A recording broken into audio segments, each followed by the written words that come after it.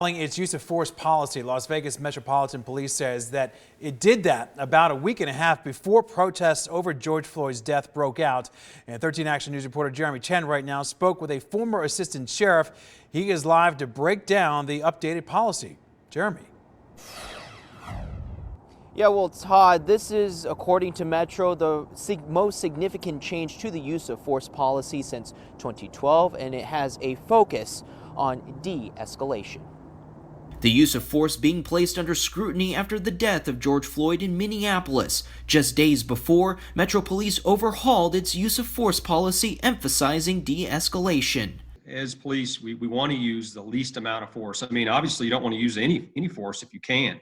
Assemblyman and former Metro Assistant Sheriff Tom Roberts says it's a best practice the department is pursuing. He believes it's one way of building community trust. You know, how do we find the balance to where we instill trust in the community, but at the same time give our police officers, the tools that they need to do the job effectively that we ask them to.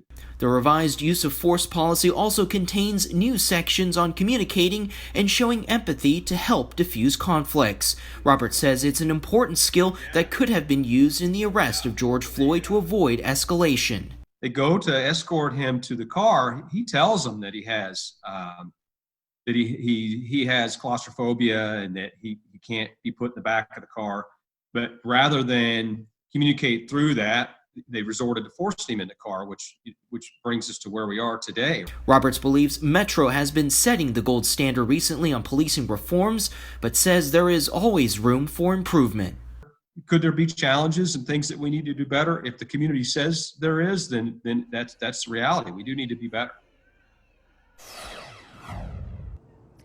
And also highlighted in that revised use of force policy by Metro Police is the duty to intervene, basically meaning if an officer sees a fellow officer use excessive force, they have to intervene to stop that from happening.